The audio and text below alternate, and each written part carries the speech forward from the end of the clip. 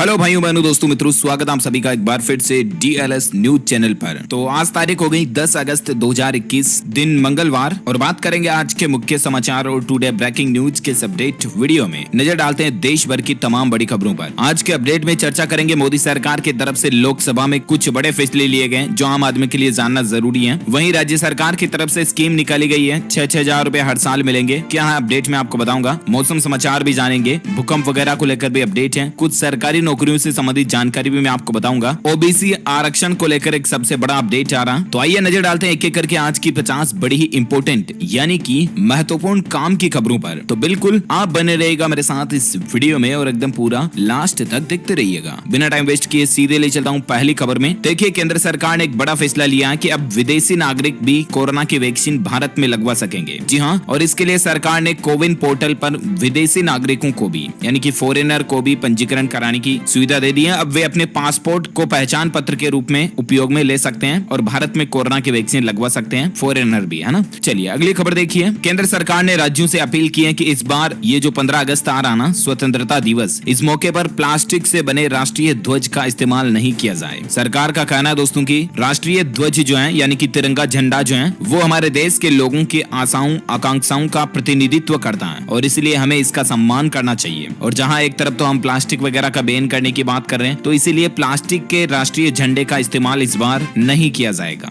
अच्छी पहल है। अच्छा, वहीं देखिए दोस्तों, बॉम्बे हाईकोर्ट के नागपुर बेंच ने एक बड़ा फैसला सुनाया है कि शादीशुदा महिला पर आई लव यू लिखा हुआ लेटर फेंकना अपराध है। जी हाँ, जिस महिला की शादी हो चुकी है, विवाहित स्त्री, उसके ऊपर कोई भी मतलब प्रेम से संबंधित चीज या शायरी लिख करके ऐसी चिट्ठी फेंकना यौन उत्पीड़न और छेड़खानी में माना जाएगा और ये सरासर अपराध है। 2011 का एक ऐसा ही मामला था जिसमें 54 वर्ष के पुरुष को अदालत ने सजा सुनाई है। अच्छा, अगला अपडेट देखिए। सड़क पर तेज गाड़ी भगाते हैं तो सावधान हो जाइए। इस नए सिस्टम से आपका झटपट तो चालान कट जाएगा और ड्राइविंग लाइसेंस भी रद्द हो सकता है। जी हाँ, दरअसल सड़क दुर्घटनाओं को कंट्रोल करने के लिए अब पुलिस विभाग एक नया कदम उठा रहा है और स्पेशली उन गाड़ियों पर रोक लगाने के लिए जो फाफू चलाते हैं, मतलब हाई स्पीड में जो गाड़ियां चलाते हैं ना, उनके लिए अब दोस्तों हाईवेज पर जो नेशनल हाईवेज होंगे उनके ऊपर स्पीड डिटेक्टिंग कैमरा लगाए जाएंगे और इन कैमराज को पोल पर फिक्स करके लगा दिया जाएगा। अभी तो मतलब कहीं कहीं पर जिस तरह से पुलिस नाकाबंदी करती है उस तरह से हाईवे पर पुलिस वाले जो हैं स्पीड डिटेक्टर लेकर के खड़े रहते हैं कहीं कहीं पर मोर्चे पर, लेकिन अब परमानेंटली हाईवेज पर ये सिस्टम इंस्टॉल किया जाएगा और जिससे अगर अब आप ओवर स्पीड में गाड़ी लेके हाईवे पर भी चलाओगे ना तो कैमरे में डिटेक्ट होते ही 2,000 रुपए का तो आपका चालान कटेगा और बार बार मिस्टेक करने पर आपका ड्राइविंग लाइसेंस भी रद्द किया जा सकता है। तो please be control your speed limit. Okay, अच्छा अगली खबर देखिए दोस्तों। हॉकी को आधिकारिक रूप से राष्ट्रीय खेल घोषित किए जाने की मांग उठ रही है और सुप्रीम कोर्ट में इस तरह की याचिका भी दाखिल की गई है और इस याचिका में कहा गया है कि हॉकी को राष्ट्रीय खेल के रूप में जाना जाता है, लेकिन अभी तक भी सरकार ने हॉकी को आधिकारिक रूप से राष्ट्रीय खेल घोषित नहीं किया है। तो इसलिए मतलब अब गवर्नमेंट की तरफ से ऑफिशियल अनाउंसमेंट किया जाना बाकी है। सुप्रीम कोर्ट में इस तरह की याचिका लगाई गई है। वहीं खेल को लेकर और एक अपडेट देखिए आप कि टोक्यो ओलंपिक्स खत्म हो चुके हैं और इसी बीच उड़ीसा राज्य सरकार ने खेलों के लिए बड़ा ऐलान किया है। 89 इंडोर स्टेडियम बनाए जाएंगे और 693 करोड़ रुपए इन पर खर्च किया जाएगा। तो अच्छी पहल है उड़ीसा गवर्नमेंट की। उड़ीसा के मुख्यमंत्री नवीन पटनायक की तरफ से ये घोषणा की गई है। इससे कुल मिलाकर के खिलाड़ियों को प्रोत्साहन मिलेगा और खेल को और भी ज्यादा आगे बढ़ाने में मदद मिलेगी। वहीं खबर देखिए, मोदी सरकार ने एक और बड़ा कदम उठाया है। अब आप भी पूरे लद्दाख में घूम सकेंगे बेरोक टोक। जी हाँ, लद्दाख आने वाले सैलानियों को इनर लाइन परमिट की अब जरूरत नहीं पड़ेगी। इनर लाइन परमिट एक आधिकारिक यात्रा दस्तावेज होता है। इसको संबंधित राज्य सरकार या केंद्र शासित प्रदेश जारी करता है, लेकिन अब आपको लद्दाख घूमने के लिए इसकी सर्टिफिकेट की जरूरत नहीं पड़ेगी। तो आप नो टेंशन, जब कभी चाहें घूम के आ सकते हैं, ठीक है ना। और साथ ही देखिए, वैज्ञानिकों की एक रिसर्च स्टडी में सर्वे में इस बात का खुलासा हुआ है कि प्यार के लिए पैसा ही सब कुछ नहीं है। ये कहते हैं और सद्वचन के वाक्यों में तो आपने ये बातें कई बार सुनी होगी, देखी होगी, लेकिन देखिए अब प्रैक्टिकल लाइफ की रिसर्च में भी इस बात का खुलासा हुआ है कि कमाई और पैसों पर जो लोग फोकस करते हैं उन लोगों की जिंदगी में प्यार की कमी रहती है और वे लोग रिश्तों को मजबूती देने में भी नाकाम साबित होते हैं। ये रिसर्च मिशिगन और टेक्सास के शोधकर्ताओं ने मिलकर की है। हाँ, हालांकि दोस्तों पैसा लोगों की जिंदगी की जरूरतों को पूरा करने के लिए जरूरी होता है, लेकिन इतना भी जरूरी नहीं होता कि ये रिश्तों से भी ज्यादा महत्वपूर्ण बन जाए। इसीलिए पैसों से भी कुल मिलाकर के प्यार की अहमियत ज्यादा होती है और यही चीज एक रिलेशनशिप और एक पार्टनर के बीच रिश्तों की मजबूती को तय करती है। उम्मीद है आप समझ गए होंगे। और अगली खबर देखिए, पीएम मोदी आज 10 अगस्त को लॉन्च करेंगे उज्ज्वला योजना का 2.0 संस्करण। जी हाँ, एलपीजी कनेक्शन के साथ रिफिल और हॉट प्लेट आपको फ्री मिलेगा। दरअसल प्रधानमंत्री जी की जो उज्ज्वला योजना चलती है PMUY, इसकी शुरुआत साल 2016 में हुई थी। उस समय हमारे देश में तकरीबन 5 करोड़ बीपीएल परिवारों की महिला सदस्यों को एलपीजी कनेक्शन देने का लक्ष्य रखा गया था। तो अब इसका दूसरा चरण शुरू होने जा रहा और इसका अनाउंसमेंट आज सरकार करने जा रही है। ओके, चलिए अगला अपडेट देखिए। विधानसभा चुनाव से पहले 39 जातियों को ओबीसी में शामिल करने की तैयारी कर रही है यूपी सरकार। जी हाँ, उत्तर प्रदेश के मुख्यमंत्री योगी आदित्यनाथ सरकार जो है अब एक नई प्लानिंग बना रही है जिसमें ओबीसी आरक्षण को बढ़ावा देने पर विचार चल रहा है। देखिए खबर आप, अब यूपी बनाएगा अपनी ओबीसी की लिस्ट। प्रदेश की कई सवर्ण जातियां पिछड़ा बनने को लालायित हैं और तकरीबन 39 ऐसी जातियों की सरकार लिस्ट तय कर रही है जिनको अब ओबीसी में लाया जाएगा। अच्छा, वहीं 17 से 24 अगस्त तक उत्तर प्रदेश का विधानसभा सत्र भी शुरू होने जा रहा है। योगी सरकार 20 अगस्त को अनुपूरक बजट भी पेश करेगी, है ना।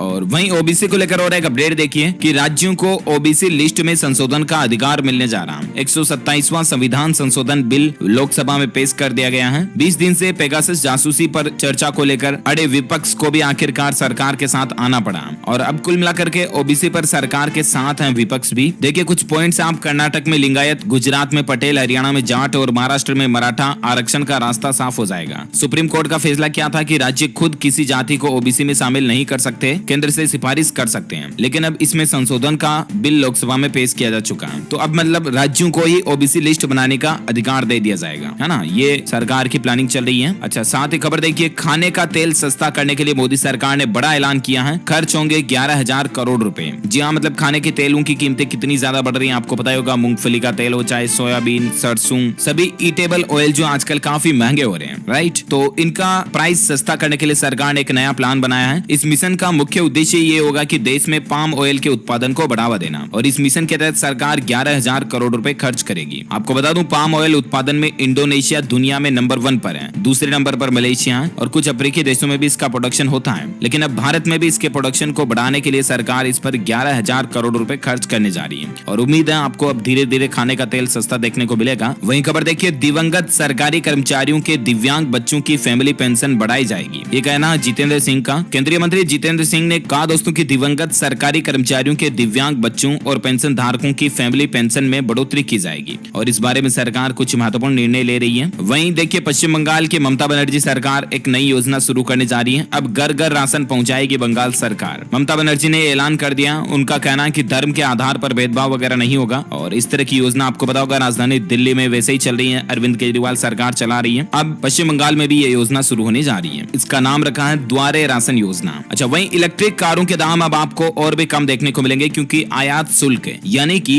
इंपोर्ट ड्यूटी में सरकार 40% तक की कटौती करने की तैयारी कर रही है। जी हाँ, यानी कि अब आप फॉरेन से अगर इलेक्ट्रिक कार मंगाओगे तो उस पर इंपोर्ट ड्यूटी में कटौती करने की सरकार प्लानिंग कर रही है और अभी सरकार का भी ये मानना है, कहीं ना कहीं देखा जाए तो मतलब भारत में ईवी मार्केट को अगर बढ़ाना है, सड़कों पर इलेक्ट्रिक व्हीकल्स को बढ़ाना है तो ये फैसला लेना जरूरी है क्योंकि भारत में अभी मतलब इतनी कंपनियां नहीं है जो ई व्हीकल्स का प्रोडक्शन इतना ज्यादा कर सकेगी, मतलब सभी पेट्रोल डीजल की कारों को, व्हीकल्स को ईवी से रिप्लेस कर दिया जाए। तो इसलिए हमें विदेशों से भी ये चीजें खरीदनी पड़ेगी और इस पर सरकार ये फैसला लेने जा रही है, तो अच्छी पहल है ना। वह देखिए, हमारे देश के राष्ट्रपति अयोध्या जाने की प्लानिंग कर रहे हैं। 29 अगस्त को प्रेसिडेंशियल एक्सप्रेस से रामनाथ कोविंद जी वो अयोध्या जाएंगे, रामलला के दर्शन कर रामायण कॉन्क्लेव का उद्घाटन भी करेंगे। उनके प्लानिंग का कुछ शेड्यूल्स आप देख सकते हैं। सुबह 9 बजे वो चारबाग स्टेशन से अयोध्या के लिए रवाना होंगे। दोपहर 11:30 से 3:40 तक अलग अलग कार्यक्रमों में हिस्सा लेंगे और वापस 3:50 पर अयोध्या से लखनऊ रवाना हो जाएंगे। वही देखिए, जम्मू कश्मीर में राहुल गांधी 2 दिन के दौरे पर श्रीनगर पहुंच रहे हैं। मंगलवार को वो कांग्रेस मुख्यालय का भी उद्घाटन करेंगे। साथ ही अपडेट देखिए, महिंद्रा कंपनी ने अपनी कंपनी का नया लोगो रिवील कर दिया, यानी कि अब आपको आने वाली महिंद्रा की कारों पर लोगो जो है कंपनी का वो कुछ यूं स्टाइलिश रूप में देखने को मिलेगा। अच्छा, वही देखिए, राजधानी दिल्ली के सरकारी अस्पतालों में 45 नए ऑक्सीजन प्लांट शुरू किए गए हैं और 15 अगस्त तक 18 और प्लांट चालू करने की सरकार प्लानिंग बना रही है। तो कोरोना की तीसरी लहर की संभावना के बीच ये दिल्ली सरकार का वाकई में अच्छा फैसला है। अच्छा, इसके अलावा आपको पता होगा यूएनएससी की ओपन डिबेट में कल हमारे प्रधानमंत्री नरेंद्र मोदी ने जो अध्यक्षता की थी, उस दरमियान क्या बोले वो कि समंदर हमारी साझा धरोहर है। समुद्री सुरक्षा और कनेक्टिविटी के लिए दुनिया को 5 सिद्धांत उन्होंने दिए। ये सिद्धांत आप स्क्रीन पर देख सकते हैं। पीएम मोदी के पंचशील सिद्धांत है ये। समुद्री कारोबार की रुकावटें खत्म करें और नाविकों के अधिकारों का सम्मान करें। सभी विवादों का समाधान अंतर्राष्ट्रीय कानून के आधार पर होना चाहिए। प्राकृतिक आपदाओं और नॉन स्टेट एक्टर्स की चुनौतियों से मिलकर लड़ें। समुद्र के पर्यावरण और रिसोर्स को संजो कर रखना चाहिए। जिम्मेदार समुद्री संपर्क को प्रोत्साहन दें और इसके लिए ग्लोबल नॉर्म्स भी बनाएं। तो कुल मिलाकर के समुद्री रास्ते से आपको पता होगा कि एक देश से दूसरे देशों के बीच अंतर्राष्ट्रीय स्तर पर ट्रेडिंग होती है, व्यापार होता है। तो इसी को बढ़ाने का मकसद और सपना सरकार का, इसको लेकर अच्छी प्लानिंग बताई वाकई में। वहीं देखिए टैक्स रिफंड के नाम पर आपके साथ भी फ्रॉड हो सकता है। आपको अगर मोबाइल में ऐसा वैसा कोई मैसेज आता है कि आपको इनकम टैक्स रिफंड मिल रहा है या टीडीएस रिफंड वगैरह मिल रहा है, आप इस लिंक पे क्लिक करें और वहां पे जाके अपनी बैंकिंग डिटेल भर दें। आपको बता दूं इनकम टैक्स डिपार्टमेंट की सेम ऑफिशियल वेबसाइट की तरफ फ्रॉड वेबसाइट बनाते हैं जो फ्रॉडस्टर्स हैं, जालसाज धोखेबाजी करने वाले हैं। तो आपके साथ इस तरह का हो सकता है धोखेबाजी। कुल मिलाकर के आप ये बोले ना इनकम टैक्स की ऑफिशियल वेबसाइट के जरिए ही करें जो कुछ भी करें, मोबाइल पर आए मैसेजों में लिंक पे क्लिक ना करें। और बाकी इसके लिए ऑफिशियल इनकम टैक्स डिपार्टमेंट की तरफ से टोल फ्री नंबर भी जारी किए हुए हैं, आप देख सकते हैं स्क्रीन पर। तो आप अपने टैक्स रिफंड का स्टेटस यहाँ से भी चेक कर सकते हैं इन नंबर पर कॉल करके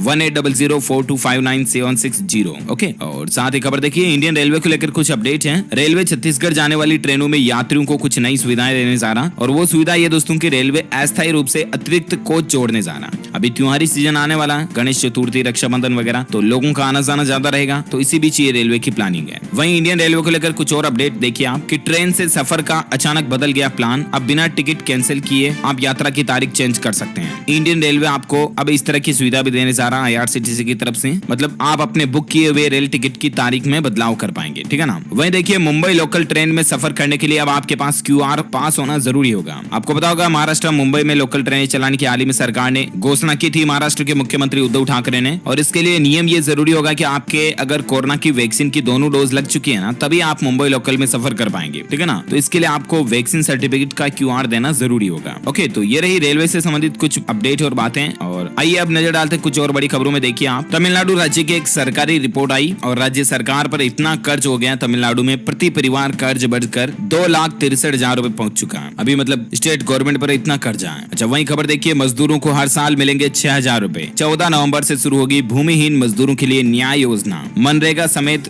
दूसरे श्रमिकों को भी इसका लाभ मिलेगा। खबर है छत्तीसगढ़ राज्य सरकार की। छत्तीसगढ़ में पूर्व प्रधानमंत्री राजीव गांधी के नाम पर चलाई जा रही न्याय योजना की शुरुआत के लिए तारीख तय हो चुकी है। अब ये योजना 14 नवंबर यानी कि देश के पहले प्रधानमंत्री जवाहरलाल नेहरू की जयंती से शुरू होगी, है ना। तो ये छत्तीसगढ़ राज्य के मजदूरों वगैरह के लिए सरकार अच्छी योजना शुरू कर रही है वाकई में। वही देखिए मिजोरम में कल ही भूकंप के झटके देखे गए, रिएक्टर स्केल पर 4.4 तीव्रता रही। गनीमत रही दोस्तों की जान माल का नुकसान नहीं हुआ। साथ ही अपडेट देखिए संविदा कर्मचारियों को अब मिलेगा बोनस, सरकार ने इस प्रस्ताव को हरी झंडी दे दी है। जी हाँ, 7th पे कमीशन के तहत अपडेट है। संविदा कर्मचारियों के लिए बेहद अच्छी खबर है। सरकार ने संविदा कर्मचारियों के लिए बड़ा ऐलान करते हुए राष्ट्रीय स्वास्थ्य मिशन यानी कि एनएचएम में 3 से 5 साल की सेवा पूरी करने वाले संविदा कर्मचारियों को एक बार बोनस देने का फैसला किया। और राजस्थान के मुख्यमंत्री अशोक गहलोत ने इस प्रस्ताव को हरी झंडी भी दे दी है, स्पेशली ये स्टेट गवर्नमेंट के लिए। वही देखिए टेक न्यूज के तहत अपडेट है। ओटीपी के लिए अब आपको फोन की जरूरत नहीं पड़ेगी। गूगल कंपनी इस तरह का नया फीचर दे रही है कि आपको आपके कंप्यूटर में यानी कि पीसी में ही वन टाइम पासवर्ड मिल जाएगा। हालांकि इसके लिए शर्त होगी कि आपका एंड्रॉइड फोन और डेस्कटॉप ब्राउजर एक ही अकाउंट से लॉगिन होना चाहिए, और उसके बाद आपको ओटीपी के लिए मोबाइल फोन साथ में रखने की जरूरत नहीं पड़ेगी, ठीक है ना। अच्छा, वहीं देखिए कुछ education news update. Uttar Pradesh में मनरेगा भर्ती के लिए 1278 पदों पर सेवा योजन पोर्टल पर भर्ती निकली हुई है। सेवा योजन.up.nic के माध्यम से ऑनलाइन आवेदन कर सकते हैं। सरकारी नौकरी को लेकर और एक खबर देखिए बीएसएफ ने स्पोर्ट्स कोटे के तहत कांस्टेबल के 269 पदों पर भर्ती निकाली है। 22 सितंबर तक आप इसके लिए ऑनलाइन अप्लाई कर सकते हैं। 10वीं पास कैंडिडेट्स इसके लिए अप्लाई कर सकते हैं bsf.gov.in ऑफिशियल पोर्टल के जरिए। ओके, और एजुकेशन पर और एक अपडेट है। 22 अगस्त से शुरू होगा इंटरनेशनल आर्मी गेम्स 2021। सेना का इसमें सूर्य दिखेगा। साथ ही खबर देखिए जेईई मेन के 2021 के एग्जाम को लेकर अपडेट है। चौथे सेशन की परीक्षा के लिए एनटीए ने वापस एप्लीकेशन विंडो ओपन की है। अब 11 अगस्त तक आप इसके लिए अप्लाई कर सकते हैं अगर आप पिछली बार चूक गए थे तो। ओके, ये कुछ एजुकेशनल खबरें रही हैं और अब अपन नजर डालते दोस्तों आज के मौसम समाचार पर। देखिए देश में अभी मौसम के हालात क्या चल रहे हैं। बाढ़ से तबाही मची हुई है। महाराष्ट्र, मध्य प्रदेश, राजस्थान, बिहार और हिमाचल में 8 लाख हेक्टेयर में किसानों की फसलें बर्बाद हो चुकी हैं। अभी भी मौसम विभाग का कहना है कि 4-5 दिनों तक पश्चिम बंगाल में और पूर्वोत्तर भारत में भारी बारिश हो सकती है। देखिए उत्तर प्रदेश, बिहार सहित कई राज्यों में जमकर बारिश की चेतावनी है। मैं आपको बताऊंगा किन किन राज्यों में भारतीय मौसम विभाग का 24 घंटों के दौरान अलर्ट है। लेकिन फिलहाल इससे पहले देखिए आप यूपी के 16 जिलों में बाढ़ से लोगों को बचाने के लिए सेना यानी कि आर्मी भी बचाव में जुटी है। बुंदेलखंड में सबसे ज्यादा असर देखा जा रहा है। प्रयागराज में 5 लाख आबादी प्रभावित है। बनारस की गलियों में नावें चल रही है। सीएम योगी ने औरैया में बाढ़ का हवाई जायजा वगैरह भी लिया। और देखिए राजस्थान में अगले 8 दिन गर्मी सताएगी क्योंकि पाकिस्तान से आ रही गर्म हवा राज्य का पारा बढ़ा रही है। मानसून के लिए बने सिस्टम की स्थिति बदलने से मानसून कमजोर हो रहा है और इसीलिए राजस्थान में अगले 7-8 दिन गर्मी पड़ेगी। अच्छा, वैसे संपूर्ण भारत का आज 10 अगस्त 2021 का मौसम पूर्वानुमान आखिर क्या कहता है, तो आपको बता दूं अगले 24 घंटों के दौरान पश्चिम बंगाल, पूर्वी राजस्थान, पश्चिम मध्य प्रदेश, बिहार के कुछ हिस्सों में हल्की से मध्यम बारिश हो सकती है। वहीं उत्तर पूर्व भारत, तटीय आंध्र प्रदेश, लक्षद्वीप, उत्तराखंड, पंजाब के कुछ हिस्सों में, हरियाणा, दिल्ली, उत्तर प्रदेश, कोंकण, गोवा, तटीय कर्नाटक, केरल, अंडमान और निकोबार द्वीप समूह, छत्तीसगढ़, तमिलनाडु, आंध्र प्रदेश और आंतरिक कर्नाटक और दक्षिण गुजरात के कुछ इलाकों में हल्की से मध्यम बारिश आपको अगले 24 से 48 घंटों के दौरान देखने को मिल सकती है। ओके, वहीं मौसम के हालातों पर वैज्ञानिकों का एक अलर्ट या चेतावनी जिसे आप कह सकते हैं वो निकल कर आ रहा कि बाढ़, सूखा और भयानक गर्मी जैसे जलवायु संकट के प्रभावों का सामना करेगा हमारा भारत। आईपीसीसी की रिपोर्ट में इस तरह का बड़ा खुलासा हुआ है। जी हाँ, आईपीसीसी बोले दोस्तों तो inter governmental panel on climate change, यानी कि मौसम के बदलावों पर एक गवर्नमेंट पैनल है, उसका ये कहना है कि आने वाले कुछ सालों में भारत को तीव्र गर्मी का सामना करना पड़ेगा। और सिर्फ भारत में ही नहीं दोस्तों, दुनिया भर में क्लाइमेट चेंज का असर देखने को मिलेगा। बर्फ की पिघलती चट्टानें और बढ़ता समुद्री जल स्तर भी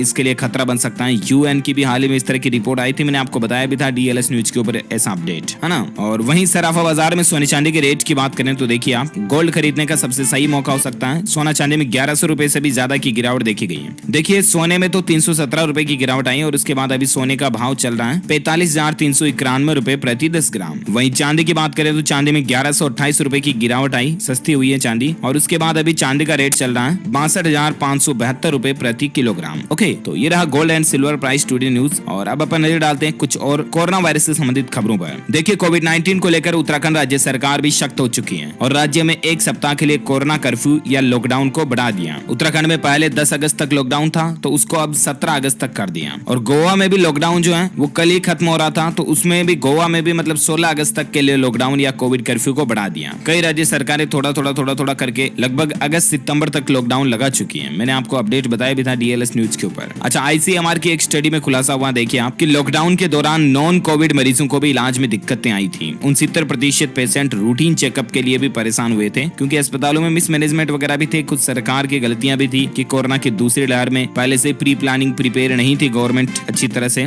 तो इसी मसले के चलते मतलब आम आदमी को हॉस्पिटलाइजेशन फैसिलिटीज में ये परेशानियां देखने को मिली। वहीं देखिए राजधानी दिल्ली में स्कूलों के लिए दिल्ली सरकार ने नई गाइडलाइंस जारी की है। कंटेनमेंट जोन से आने वाले टीचर और छात्रों को स्कूलों में एंट्री नहीं मिलेगी। हालांकि 10वीं और 12वीं क्लास के प्रैक्टिकल एग्जाम वगैरह देने के लिए छात्र स्कूल जा सकेंगे, एडमिशन काउंसिल इस तरह के काम के लिए भी, है ना। अच्छा, वहीं कोरोना पर और एक अपडेट देखिए आप, नागपुर में भी लॉकडाउन संबंधित प्रतिबंधों में छूट दी गई है। होटल अब रात 10 बजे तक खुल पाएंगे, दुकानें और कोचिंग इंस्टीट्यूट रात 8 बजे तक खुल पाएंगे, महाराष्ट्र नागपुर में, ठीक है ना। वहीं कोरोना के ताजा आंकड़ों की बात करें तो देखिए आप, पिछले 24 घंटों के दौरान 26,000 के लगभग नए मामले देखे गए, 350 से ज्यादा लोगों की मौत हुई। और उसके बाद अभी भारत में एक्टिव केस की संख्या चल रही है 3,82,000 और भारत में कुल जान जाने वाले लोगों की संख्या हो चुकी है 4,28,000। ओके, तो ये रहा आज का ताजा कोविड डेटा, राइट। और आइए अब नजर डाल लेते हैं देश से जुड़ी कुछ और बड़ी खबरों पर। देखिए, मछुआरा क्रेडिट कार्ड बनाने की मुहिम चलाएगी मध्य प्रदेश सरकार। झींगा मछली पालन पर जोर रहेगा और मछुआरों को बढ़ावा देने के लिए ये सरकार एक नई प्लानिंग बना रही है, क्योंकि समुद्री इलाकों के किनारों पर रहने वाले काफी लोग जो है वो पशुपालन, मछली पालन को ही अपना रोजगार मानते हैं। तो एमपी सरकार झींगा मछली पालन के जरिए युवाओं को रोजगार देने का नया प्लान बना रही है, ठीक है ना। वहीं देखिए मध्य प्रदेश को लेकर और एक अपडेट है, 16 महीनों का इंतजार खत्म होने जा रहा है। न्यायालयों में आज से नियमित कामकाज शुरू होने जा रहा है, मतलब मध्य प्रदेश का उच्च न्यायालय और जो डिस्ट्रिक्ट कोर्ट वगैरह है वो अब रेगुलर खुल सकेंगे, ठीक है ना। अच्छा, इसके अलावा एमपी सरकार ने इस बार ये भी प्लान बनाया कि ये जो स्वतंत्रता दिवस आ रहा है 15 अगस्त के मौके पर 339 कैदियों को आजादी देने जा रही है। 14 से 20 साल की सजा काटने के बाद बाकी की सजा को माफ किया जाएगा, जो कैदी मतलब अनुशासन में है उनके लिए, है ना। वहीं योगी सरकार का एक फैसला देखिए, चुनावी साल में 10,000 से ज्यादा बेघर परिवारों को राहत देने जा रही है योगी सरकार। उनको मकान के लिए जमीन देगी, मतलब बहुत सारे जो ऐसे गरीब कैटेगरी के लोग बाग परिवार है जिनके पास रहने के लिए घर भी नहीं है, तो उनको मकान बनाने के लिए जमीन देगी सरकार और जमीन का भी पट्टा बना करके देगी। तकरीबन 10,000 से भी ज्यादा बेघर परिवारों को ये मदद करेगी यूपी सरकार, है ना। अच्छा, इसके अलावा देखिए पंजाब के 8.5 लाख किसानों के परिवारों को स्वास्थ्य बीमा कवर मिलने जा रहा है। पंजाब सरकार साल 2021-22 के लिए तकरीबन 8.5 लाख किसान और उनके परिवारों को आयुष्मान भारत सरबत सेहत बीमा योजना के नाम से किसानों को ये इंश्योरेंस देने जा रही है। अच्छी प्लानिंग है वाकई में। साथ ही शेयर मार्केट में जो इन्वेस्टर है, निवेशक है, उनके लिए बड़ी खबर है और अच्छी खबर भी है कि अब वो अमेरिकी स्टॉक्स में भी निवेश कर पाएंगे। एनएससी यानी कि नेशनल स्टॉक एक्सचेंज की तरफ से आईएफएससी की सुविधा शुरू कर दी गई है, नई सर्विस शुरू की गई है और इसके जरिए अब आप शेयर मार्केट में मतलब अमेरिका के स्टॉक मार्केट में भी भारत में घर बैठे ही इन्वेस्टमेंट कर पाएंगे, ठीक है ना। एजुकेशन पर और एक खबर देखिए, पश्चिम बंगाल सिविल सेवा परीक्षा के लिए एडमिशन कार्ड जारी हो चुके हैं। 22 अगस्त को एग्जाम होना है। WBPSC के ऑफिशियल पोर्टल के जरिए डाउनलोड कर लीजिएगा। साथ ही देखिए केंद्र सरकार ने HBA योजना को मार्च 2022 तक बढ़ा दिया। सरकारी कर्मचारियों को सस्ते दर पर होम लोन मिल पाएगा। केंद्र ने हाउस बिल्डिंग एडवांस योजना का लाभ 31 मार्च 2022 तक बढ़ा दिया, ठीक है ना। साथ ही देखिए केंद्र सरकार ने टेली मेडिसिन सर्विस ई संजीवनी का डेटा जारी किया। 90 लाख से भी ज्यादा टेली कंसल्टेशन पूरे किए इस सुविधा ने, सर्विस ने। स्वास्थ्य मंत्रालय ने ये बात की जानकारी दी है। आपको बता दूं ये एक ऐसी सुविधा है ना ई संजीवनी करके, जिसमें आप घर बैठे ही डॉक्टर्स वगैरह से परामर्श ले सकते हैं। ये सरकार की ऑफिशियल फैसिलिटी है। अच्छा, अमेजोन कंपनी ने एक नई सुविधा शुरू की है। देखिए आप ऑनलाइन ऑर्डर करके अब आप अपने पड़ोस की दुकान से किराना का सामान ले पाएंगे। हालांकि अमेजोन अपने इस शॉपिंग मॉडल को फिलहाल टेस्ट कर रहा है। अमेजोन फ्रेश पिकअप करके ये इस तरह का नया प्रोजेक्ट अमेजोन चालू करने जा रही है। मतलब कि आप ऑर्डर तो ऑनलाइन दोगे अमेजोन के ऐप से, मोबाइल से, और आप अपने पड़ोसी की दुकान से किराना का सामान ला पाओगे। वहीं देखिए स्वास्थ्य मंत्री का कहना है कि भारत बनेगा 2025 तक टीबी मुक्त। 65% मामले 15 से 45 साल तक के लोगों में हैं अभी टीबी के, और इनको मुक्त करने की प्लानिंग चल रही है स्वास्थ्य मंत्रालय की। 2025 तक भारत को जिस तरह से मतलब तो पोलियो फ्री हो चुका भारत, उस तरह से टीबी फ्री किया जाएगा। ओके, इसी कड़ी में दोस्तों आज दिन भर की तमाम बड़ी खबरें, मुख्य समाचार, टुडे ब्रेकिंग न्यूज का अपडेट वीडियो यही फिनिश होता है। और हाँ, आप हमारी डीएलएस न्यूज टीम की तरफ से जीत सकते हैं एक शानदार सरप्राइज गिफ्ट। इसके लिए आपको लिखना है इस सवाल का जवाब इस वीडियो के नीचे कमेंट बॉक्स में कि ऐसी कोई 2 फसलों के नाम बताइए दोस्तों जो सर्दी में नहीं बोई जाती हैं। कमेंट करके लिखिए, जनरल नॉलेज का क्वेश्चन है। जो लोग इसका सही जवाब इस वीडियो के नीचे कमेंट में देंगे ना, वो रैंडमली सेलेक्ट होने पर हमारी डीएलएस न्यूज टीम की तरफ से जीत सकते हैं एक शानदार एसएस कंपनी का लैपटॉप। आपको जीतने का मौका मिलेगा,